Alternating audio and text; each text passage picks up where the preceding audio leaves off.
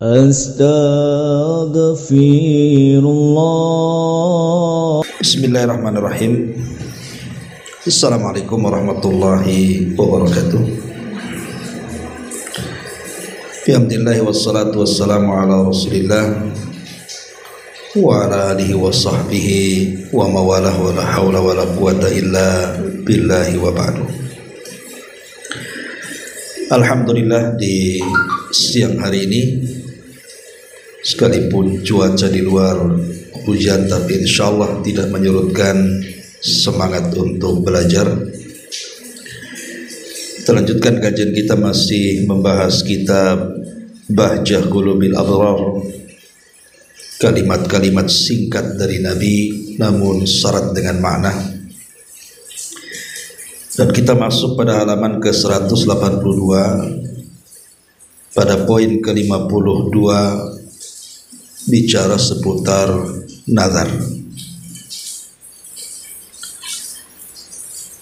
Kita baca hadisnya baru kita jelaskan.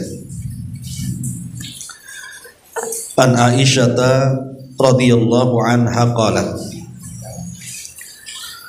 qala Rasulullah sallallahu alaihi wasallam, man nadhara an yuti Allah falyuti'hu wa man nadhara an ya'sillaha fala ya'si. Rawahul Bukhari. Dari Aisyah radhiyallahu anha, beliau berkata, Nabi sallallahu alaihi wasallam bersabda, barang siapa yang bernazar untuk mentaati Allah, maka taatilah dia. Dan barang siapa yang bernazar untuk bermaksiat kepada Allah, maka jangan pernah bermaksiat kepadanya. Ma'asyiral muslimat yang dimuliakan Allah Subhanahu wa taala, bab ini bab yang sangat penting sekali, karena kalau bicara tentang nazar ini, umum di masyarakat, terutama orang-orang awam itu, mereka biasa bernazar dengan sebuah keyakinan bahwa nazar itu bisa membolak-balikan takdir. Padahal sebenarnya takdir itu tidak akan bisa dirubah dengan nazar. Kita sering mendengar di masyarakat kalimat, kalau seandainya anak saya sakit kemudian sembuh, maka saya akan sedekah. Kalau seandainya anak saya lulus dari universitas, maka saya akan menyembelih seekor sapi kemudian saya akan sedekahkan ke panti asuhan. Kalau seandainya ibu saya sembuh, saya akan ajak dia naik haji atau umroh. Sering kita mendengar kalimat-kalimat seperti ini di masyarakat. Lah, dalam bahasa fikih itu disebut nazar iwad namanya. Nazar barter. Lah, nazar seperti ini, Bu, tidak boleh dilakukan. Kenapa demikian? Ada 5 perkara yang harus dipahami. Pertama, orang yang sudah bernazar biasanya kebanyakan mereka tidak sanggup melaksanakannya. Pamannya seperti contoh tadi, kalau ibu saya sembuh, maka saya akan ajak dia berangkat haji. Sudah sembuh, tak berangkat-berangkat, Bu, karena berat melaksanakannya. Ini yang pertama. Yang kedua, timbul penyesalan, Bu. Kenapa dulu saya bernazar? Kenapa saya dulu bernazar? Coba kalau nggak bernazar kan nggak seberat ini. Nah, itulah, maka jangan sembarangan nazar. Apalagi ketika nazar itu muluk-muluk pula nazarnya itu. Kalau anak saya sembuh, saya kasih makan orang satu kampung. Dari mana duitnya itu? Akhirnya timbul penyesalan, kan, Bu? Kemudian yang ketiga, sama dengan membeban-bebankan diri akhirnya. Yang tadinya tidak banyak pikiran, akhirnya kepikiran. Yang tadinya tidak banyak tanggungan, akhirnya banyak tanggungan. Stres sendiri jadi hidupnya. Kemudian yang keempat, ini bentuk su'ul adab namanya, Bu, ya. Su'ul adab itu artinya buruk bermuamalah dengan Allah Subhanahu wa taala. Tidak punya adab kepada Allah Subhanahu wa taala. Seolah-olah Allah Subhanahu wa taala memberikan kesembuhan itu kalau kita memberikan sesuatu kepada Allah. Ini kan su'ul adab namanya, Bu. Karena Allah Subhanahu wa taala itu ketika memberikan sesuatu kepada kita itu tidak harus dengan imbalan dan tidak berhajat dengan imbalan. Karena satu jarum yang diletakkan di air lautan kemudian diangkat, kemudian di ujungnya ada satu tetes. Lah satu tetes itu cukup untuk memberi makan seluruh makhluknya, untuk memenuhi hajat seluruh makhluknya. Allah gak butuh dengan barter.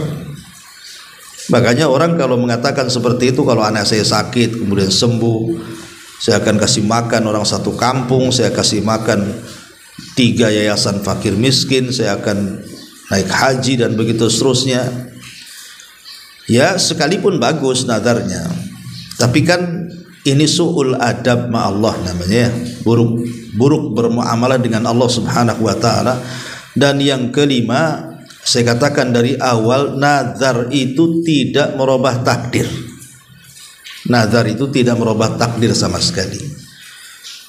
Bukan karena ibu bernazar, kalau ibu saya sembuh saya akan naik haji, saya ajak ibu saya naik haji, tiba-tiba sembuh. Tidak ada. Banyak orang nazar kok nggak sembuh-sembuh penyakitnya kok. Lah karena 5 poin inilah, Bu, maka jangan sembarangan nazar. Ya, nazar itu yang mutlak-mutlak aja dalam ketaatan, bukan karena sebuah iwad barter. Makanya di sini Nabi SAW mengatakan, man nadhara an yuti Allah falyuti'hu wa man nadhara an ya'si Allah fala ya'si. Barang siapa yang bernadar karena ketaatan kepada Allah Subhanahu wa taala, maka taati Allah. Barang siapa yang bernadar karena kemaksiatan kepada Allah Subhanahu wa taala, maka jangan dilaksanakan. Intinya bahwa ibu jangan sembarangan nadar gitu saja. Karena memang hukum nadar sendiri ada yang mengatakan makruh, ada yang mengatakan mubah, bahkan ada yang sampai mengatakan haram di permulaannya. Tapi kalau nazar itu sudah terjadi, maka wajib hukumnya untuk melaksanakan kalau seandainya di atas ketaatan kepada Allah Subhanahu wa taala. Karena begini, Bu, ada sebuah hadis yang dikeluarkan oleh Imam Bukhari dan juga Muslim. Kenapa Nabi SAW melarang dari nazar? Kata Nabi SAW, innahu la yaruddu syai'an. Karena nazar itu sama sekali tidak menolak apapun, artinya tidak membolak-balikan takdir. Wa inna ma yustakhraju bihi mim bakhilin. Apalagi nazar itu biasanya tidak terkeluar dari lisan kecuali orang bakhil. Kenapa dikatakan nazar yang sifatnya iwad tadi, barter tadi, tidak keluar kecuali dari orang bakhil? Karena kalau seandainya nazarnya tidak terpenuhi, dia tidak akan bersedekah tuh. Contoh mamanya, kalau anak saya sakit, saya tunggu sampai sembuh. Kalau dia sembuh, saya akan bersedekah. Rupanya tak sembuh-sembuh, akhirnya kan tak sedekah tuh. Nah, itulah letak bakhilnya di situ. Makanya sekali lagi di sini, kalau memang nazarnya karena Allah Subhanahu wa taala, ya taati. Kalau nazarnya bukan karena Allah, maka hindari. Ya. Ma'asyiral muslimat yang dimuliakan Allah Subhanahu wa taala. Sebenarnya Allah Subhanahu wa taala di banyak ayatnya itu banyak memuji orang yang bernazar. Seperti Allah mengatakan, wa ma anfaqtum min nafaqatin aw nazartum min nadharin fa innallaha ya'lam. Apa saja yang kamu nafkahkan atau apa saja yang kamu nazarkan, maka sesungguhnya Allah tahu. Artinya tahu apa yang kita nazarkan, tahu apa yang kita sedekahkan, dan pasti akan diberikan pahala. Tapi yang dimaksud nazar di sini tidak ada kait mengait dengan nazar barter tadi. Kalau saya berhasil saya akan begini, kalau ibu saya sembuh saya akan begitu. Bukan itu maksudnya nazar yang dipuji. Tapi nazar yang terpuji itu adalah nazar dalam rangka ketaatan dan tidak ada embel-embel kecuali hanya ingin melakukan ketaatan. Seperti dia mengatakan lillahi alayya nadhrun. Saya ingin bernazar lah, bukan karena kalau saya sembuh, kalau dia sembuh, kalau dia berhasil, kalau dia lulus. Bukan, enggak ada apa-apa. Memang dia bernazar saja. Pokoknya nanti kalau bulan ini keluar uangnya, saya ingin nyembelih kambing, saya akan panggil fakir miskin, anak-anak yatim makan di rumah. Nah, itu bagus, Bu. Ya. Nazar yang seperti ini bagus karena tidak ada embel-embelnya kan? Tidak ada sistem barter tadi. Inilah yang dipuji di dalam Al-Qur'anul Karim, seperti Allah mengatakan surah Al-Insan ayat 5 ini dan sampai 7. Innal abrara yashrabuna min ka'sin kana mizajuha kafura. Ainan yashrabu biha ibadullah yufajjirunaha tafjira. Yufuna bin nadri wa yakhafuna yawman kana syarruhu mustatira.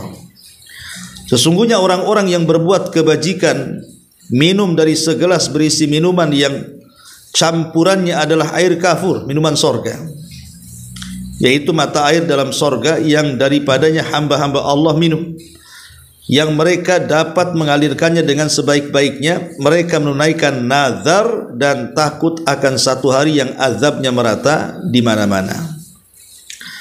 Ma'asyiral muslimat yang dimuliakan Allah Subhanahu wa taala, ada satu kisah menarik dari Abdullah ibn Abbas radhiyallahu anhuma.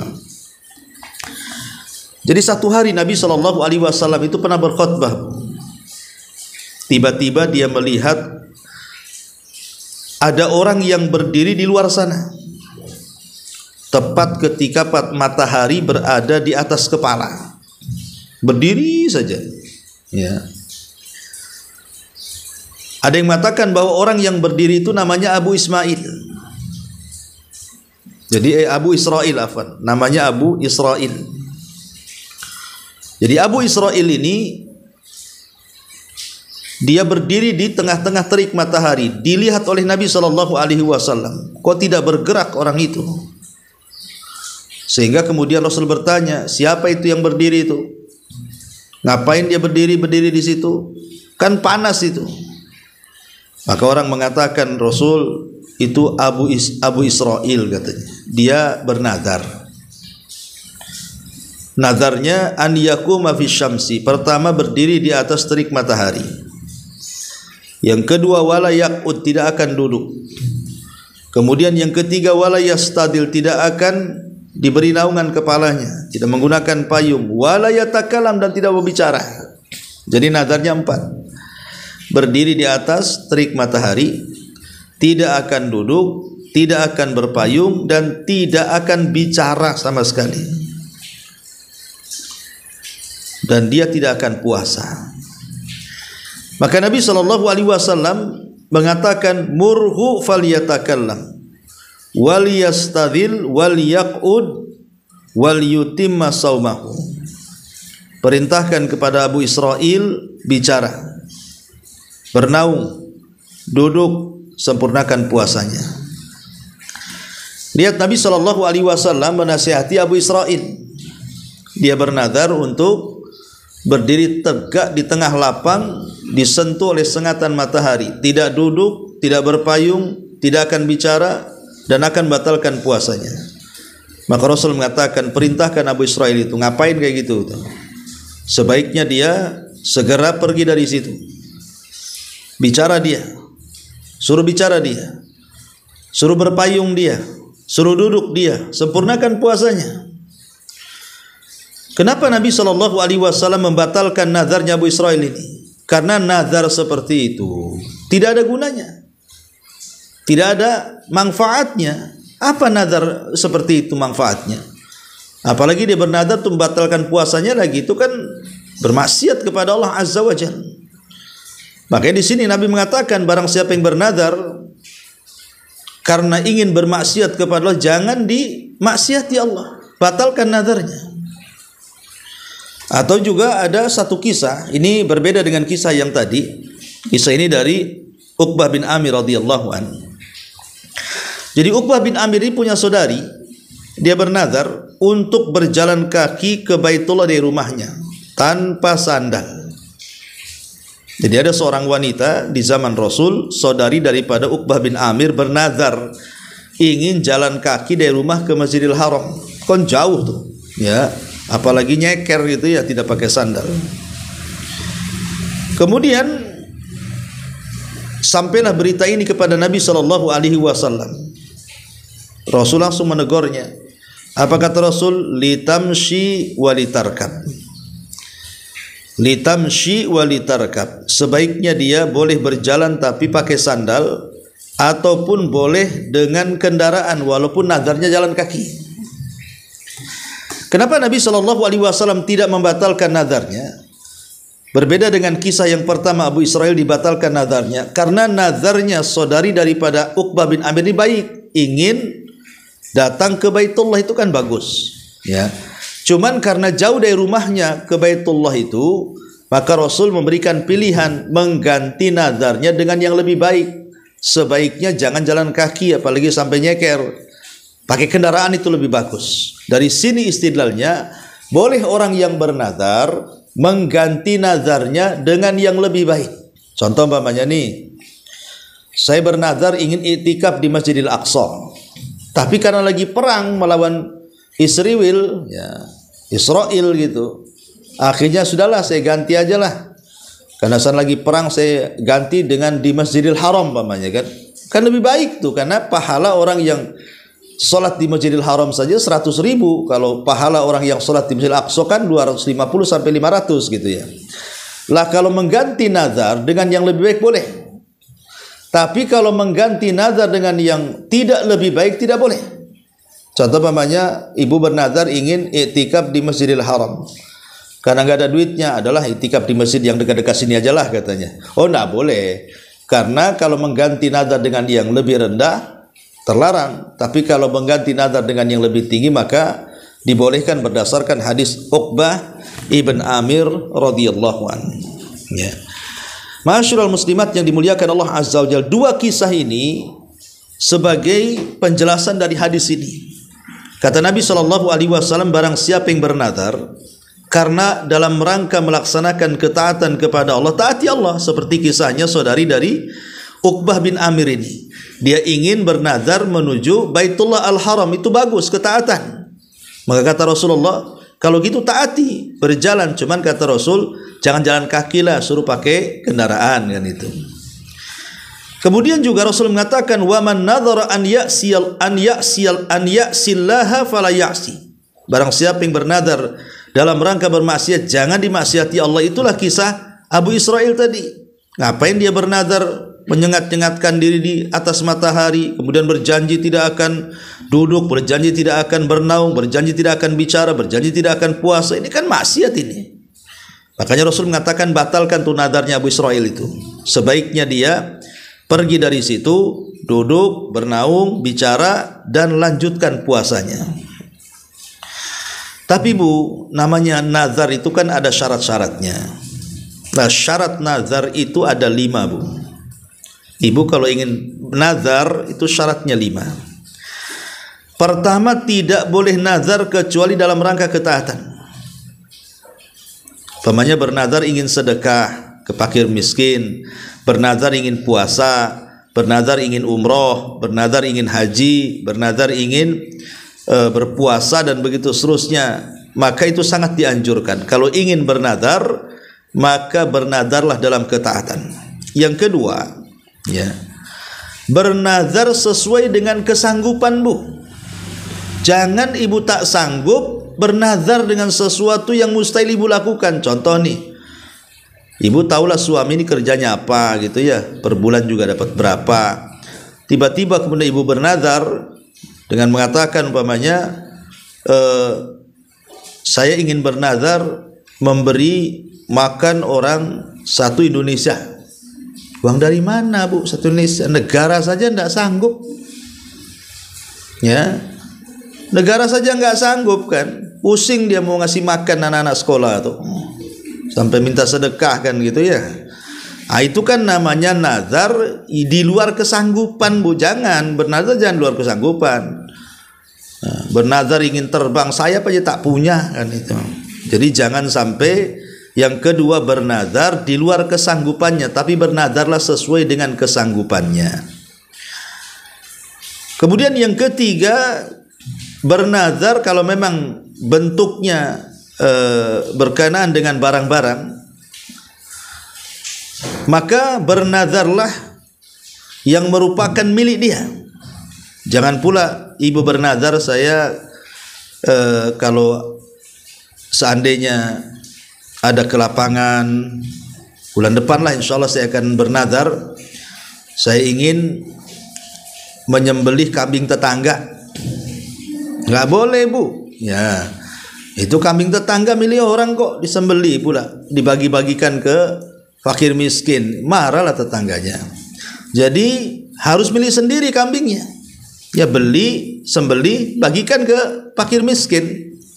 Karena harus milih sendiri. Yang keempat, jangan bernazar di tempat-tempat yang ada kesyirikan, Bu. Karena begini, di zaman Rasul ada orang yang datang kepada Nabi SAW ingin bernazar di satu tempat namanya Buana. Maka Rasul bertanya, di Buana itu ada berhala nggak? Kata Rasul, yang disembah. Oh, nggak ada, kata Rasul. Di Buana itu ada acara orang-orang musyrik nggak? Ulang tahun mereka. Kata sahabat ini, tidak ada, wahai Rasul. Maka Rasul mengatakan, kalau tidak ada keduanya, ufi binadrik, laksanakan nazarmu. Jadi Nabi SAW bertanya tuh, pertama tempatnya ada kesyirikan, yang kedua ada acara enggak? Acara-acara yang menjurus kesyirikan itu. Kata sahabat, tidak ada. Berarti kalau ada kesyirikan, ada berhala yang disembah, atau ada acara-acara kesyirikan, tidak boleh bernazar di tempat-tempat seperti itu. Dan ingat bahwa yang kelima, tidak boleh diyakini nazar itu yang merubahnya. Ini khusus dalam nazar iwat. Seperti mamanya ibu punya anak sakit, sudah 3 tahun sakit, akhirnya ibu bernazar, ya Allah, kalau anak saya sembuh, saya akan umroh. Pas habis nazar, sebulan setelahnya sembuh. Sembuhnya anak itu bukan karena nazar, Bu. Karena nazar itu tidak merubah seseorang. Nazar itu tidak bisa merubah takdir. Tetap yang menyembuhkan Allah Subhanahu wa taala. Kita harus meyakini seperti itulah. Inilah kalau nazar kita ingin terpuji, ingin mendapatkan pahala, maka ikuti syarat-syaratnya. Syarat pertama dalam rangka ketaatan, yang kedua sesuai dengan kesanggupan, yang ketiga harus milik sendiri, yang keempat tidak ada unsur kesyirikan di dalamnya, dan yang terakhir jangan diyakini nazar itu yang merubah kepada orang yang dinazarinya. Ini baru kemudian nazar itu menjadi manfaat dalam kehidupannya. Baik, kita baca sedikit di sini apa yang dikatakan oleh pengarang. Perhatikan bukunya. Kata beliau di sini, nazar adalah seorang hamba mewajibkan atas dirinya sendiri untuk melakukan ketaatan kepada Allah. Jadi nazar itu mewajibkan sesuatu yang tidak wajib bagi dirinya menjadi wajib karena nazar. Pamannya dia bernazar puasa, ingin puasa Senin Kamis selama sebulan. Asal puasa Senin Kamis itu tidak wajib, tapi karena menjadi nazar jadi wajib jadinya. Ya, jadi dia mengilzamkan sesuatu yang tidak lazim gitu ya. Jadi nazar itu bisa dilakukan tanpa ada sebab. Seperti seseorang mengatakan, wajib atasku melakukan sesuatu ketaatan tertentu untuk Allah. Atau mengatakan, aku bernazar akan membebaskan seorang budak. Aku bernazar akan berpuasa ini dan itu. Aku bernazar akan bersedekah berupa ini dan itu. Bisa pula nazar itu dengan adanya sebab. Seperti mengaitkan hal-hal yang disebutkan tadi dengan kedatangan seseorang yang tidak ada, atau ketemunya sesuatu yang hilang, atau kesembuhan. Ya, pamannya kalau pamannya ibu dicuri motornya, ya janganlah kalau bisa ya. Contoh ini, kalau motor saya ketemu, saya akan sedekah. Nah itu. Kalau emas cincin saya yang jatuh itu ketemu, maka 1/4 atau 2,5%-nya saya zakatkan, ya. Nah itu nazar-nazar iwad seperti ini, itu sudah dijelaskan hukumnya. Ada yang mengatakan haram, ada yang mengatakan mubah, ada yang mengatakan makruh. Tapi kebanyakan ulama mengatakan makruh hukumnya, Bu. Ya, kalau nazar seperti ini. Nah, sehingga apabila telah terlaksana keinginannya, wajib baginya untuk memenuhi nazarnya. Kemudian kata beliau, hadis ini mencakup seluruh jenis ketaatan kepada Allah, sehingga barang siapa yang bernazar untuk melakukan ketaatan yang wajib maupun yang sunnah, wajib baginya menunaikan nazar tersebut dan tidak ada kafarah. Bahkan dia harus menunaikan sebagaimana yang diperintahkan oleh Nabi dalam hadis ini, dan juga sebagaimana sanjungan Allah kepada orang-orang yang menunaikan nazarnya. Seperti Allah mengatakan yufuna bin nadri, mereka menunaikan nazarnya. Namun demikian hukum asal nazar adalah makruh, sebagaimana Nabi telah melarang. Beliau mengatakan innahu la ya'ti bi khairin wa innama yustakhraju minal bakhil. Sungguh nazar itu tidak membawa kebaikan, tidaklah dia muncul kecuali dari orang yang bakhil. Adapun nazar itu melakukan maksiat, jadi kalau ada orang bernazar bermaksiat, maka seorang hamba harus meninggalkan kemaksiatan kepada Allah walaupun dia telah bernazar untuk melakukannya. Lah jenis-jenis nazar lainnya seperti nazar untuk melakukan maksiat, nazar untuk melakukan hal-hal yang mubah, nazar lajaj mencegah diri dari hukumnya. Nazar lajaj itu bernazar karena emosi, hukumnya sama seperti hukum sumpah. Ketika melanggarnya, pelakunya harus membayar kafarah sumpah karena adanya persamaan makna antara jenis nazar tersebut dengan sumpah. Maksudnya begini, Bu, ya, saya jelaskan, ya. Jadi orang bernazar itu kan ada dua macam, kan, Bu. Ada yang sanggup melaksanakan nazarnya, ada yang tidak sanggup melaksanakan nazarnya. Bagi yang tidak sanggup melaksanakan nazarnya, maka dia wajib membayar kafarah, Bu. Kafarah yang dimaksud di sini kafarah sumpah. Apa kafarah sumpah itu? Sebagaimana tertera dalam surah Al-Maidah ayat 89. Allah Subhanahu wa taala berfirman, la yu'akhidukumullahu billagwi fi aymanikum walakin yu'akhidukum bima aqadtumul ayman fakaffaratuhu it'amu asyaratu masakin min awsati ma tut'imuna ahlikum au kiswatuhum au tahriru raqabatin faman lam yajid fasyamu thalathati ayamin dzalika kafaratu aymanikum idza halaftum wahfadhu aymanakum kadzalika yubayyinullahu lakum ayatihi la'allakum tashkurun. Kata Allah Subhanahu wa taala di sini, Allah tidak akan menghukum kamu disebabkan sumpah-sumpahmu yang tidak dimaksud-maksudnya, ya sumpah tanpa sengaja, tetapi Dia menghukum kamu disebabkan sumpah-sumpah yang kamu sengaja. Maka kafarah pelanggaran sumpah itu adalah satu, memberi makan 10 orang miskin, yaitu dari makanan yang biasa kamu berikan kepada keluargamu, atau yang kedua memberi pakaian kepada mereka, atau yang ketiga memerdekakan seorang budak. Barang siapa yang tidak sanggup maka dia harus berpuasa 3 hari berturut-turut. Lah di sini perhatikan, ya. Jadi nazar itu oleh para ulama disamakan dengan sumpah. Ibu bernazar, kalau seandainya anak saya lulus, saya akan menyembelih seekor sapi, saya akan berikan ke Jabal Uhud untuk kasih makan santrinya Abu Humairah umpamanya. Betul sembuh anaknya, Bu. Tak datang-datang sapinya ke Jabal Uhud, ya. Jadi ibu nyesel lah, kan gitu. Kemudian ibu berusaha membeli sapi juga tak sanggup karena mungkin susah dan mahal gitu. Karena kadang sudah bernazar dan ibu tidak bisa melaksanakannya, maka ibu harus membayar kafarah sumpah. Apa itu? Pertama, memberi makan 10 fakir miskin, atau memberi pakaian 10 fakir miskin, atau memerdekakan budak, atau kalau tidak sanggup semuanya dari tiga-tiganya, ibu puasa 3 hari berturut-turut. Lah itu namanya kafarah bagi orang yang tidak sanggup melaksanakan nazar, ya. Dan macam-macam nazar tadi sudah disebutkan oleh pengarang di sini juga, ya. Tapi saya singkat sajalah biar ibu paham macam-macam nazar itu ada 7. Ya, nazar itu ada 7. Pertama nazar mubah. Yang kedua nazar mutlak. Yang ketiga nazar al-lijaj. Yang keempat nazar makruh. Yang kelima nazar haram. Yang keenam nazar wajib. Dan yang terakhir nazar iwad.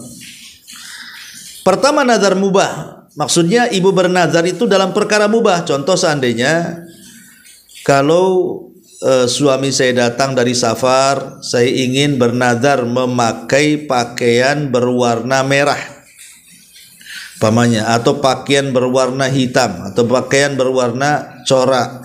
Lah itu kan perkara pakaian kan mubah, Bu. Perkara pakaian ini mubah. Lah ini pilihan namanya. Perkara mubah itu pilihan.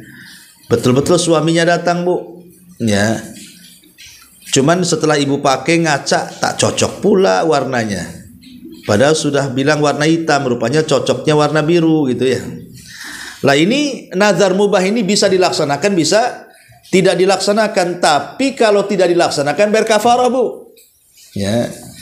Walaupun nazarnya mubah gitu ya, tapi kalau tidak dilaksanakan harus bayar kafarah. Ya. Kafarah sumpah tadi yang saya sudah sebutkan. Yang kedua nazar mutlak. Nazar mutlak itu tidak disebutkan objek nazarnya, atau pokoknya saya nazar aja lah kan itu. Nah, itu bayar kafarah itu. Ya. Kemudian yang ketiga nazar lijaj. Lijaj itu maksudnya ghadab, marah.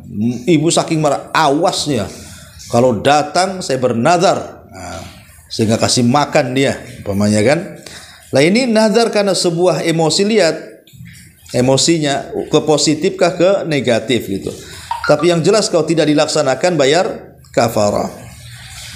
Kemudian ada namanya nazar makruh. Nazar makruh ini seperti namanya nazar seseorang mau menceraikan istrinya karena tetangga sebelah baru cerai, tetangga sebelahnya lagi baru cerai. Dia pun bernazar, aku bernazar juga mau menceraikan istri saya. Jadi nazar menceraikan istri karena ikut-ikutan orang menceraikan istrinya. Itu makruh namanya, Bu. Nah, ini jangan dilaksanakan yang seperti ini. Dan dia harus bayar kafarah. Kemudian ada namanya nazar haram. Ini jelas bernazar ingin korupsi, bernazar ingin mencuri, bernazar ingin membunuh. Nah, ini jelas tidak boleh dilaksanakan ya. Nah, kemudian yang keenam ada nazar wajib namanya. Nazar wajib ya dalam ketaatan. Seperti ingin puasa Senin Kamis, puasa Daud, ingin sedekah, itu ketaatan ya. Lah yang dihukumi oleh para ulama yang awal saya jelaskan tadi, nazar iwad itu yang paling banyak. Ini yang terakhir. Itu yang paling banyak di masyarakat lah nazar iwad, nazar barter tadi. Kalau anak saya sembuh, orang tua saya sembuh, anak saya lulus, saya akan begini begitu, begono macam-macam. Lah itu yang seperti ini yang sebaiknya ditinggalkan. Karena ada 5 perkara yang saya sebutkan di awal tadi ya, kebanyakan biasanya tidak dilaksanakan. Yang kedua timbul penyesalan, yang ketiga membebankan diri, yang keempat buruk akhlak dengan Allah, dan yang terakhir tidak merubah takdir sebenarnya nazar apapun di hadapan Allah Subhanahu wa taala. Taib, sampai di sini, Bu. Ini di antara penjelasan hadis tentang nazar. Silakan kalau ada yang bertanya.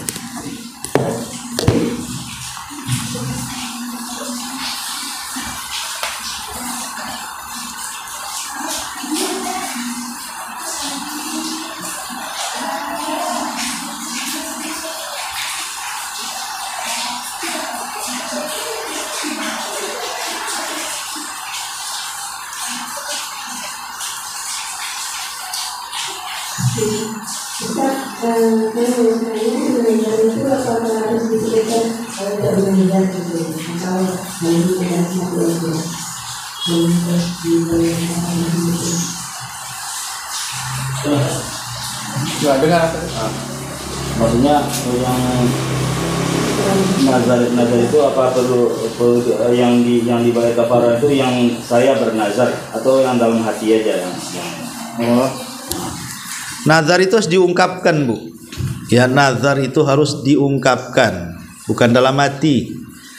Ya, kalau dalam hati kan niat itu ya. Nazar itu diungkapkan dalam lisan. Dan nazar yang terpuji itu adalah nazar yang tidak ada embel-embel barternya tadi.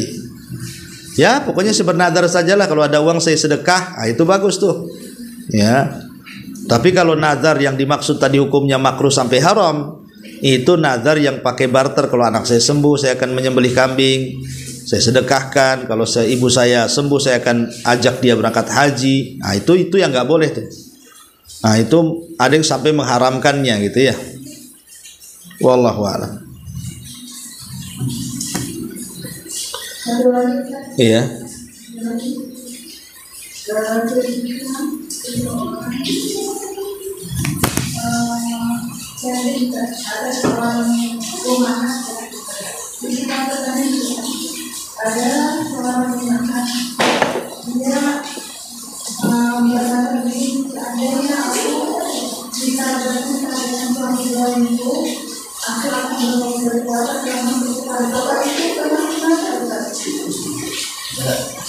Gimana?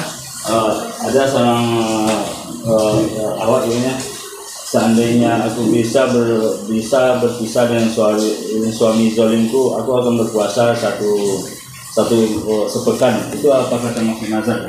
Ya, nazar lah itu. Itu nazar. Ya. Ibu harus ini kalau memang kejadian, ya kan, maka harus berpuasa sepekan. Kalau tidak, dia bayar kafarah sumpah tuh. Ya. Kok cuman herannya kok sampai seperti itu, kejam banget. Ya mungkin udah kesal sama suaminya ya. Seandainya aku bisa cerai dengan suami zolimku, memang mungkin suaminya udah zolim kali mungkin tuh ya. Ya, anggaplah begitulah. Ya, memang dia ingin pisah dengan suami zolimnya, saking zolimnya begitu ya. Kemudian dia bernazar, kalau sudah pisahkan senang tuh, ingin puasa sepekan, itu namanya puasa mutlak, Bu. Dia puasa, karena kan bukan maksiat nazarnya, dia harus penuhi. Kemudian kalau tidak, dia harus bayar kafarah. Wallahu a'lam.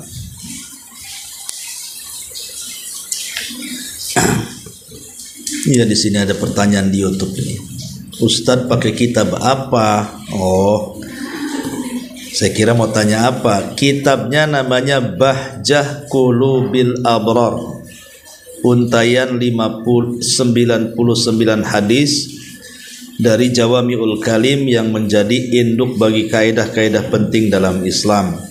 Jadi bisa yang dengar YouTube, bisalah kalau ingin mengikuti kajian lewat YouTube setiap hari Selasa, maka bisa pesan di online. Nama kitabnya Bahjah Qulubil Abrar, karya daripada Syekh Abdurrahman bin Nasir As-Sa'di. Itu tinggal pesan di online saja.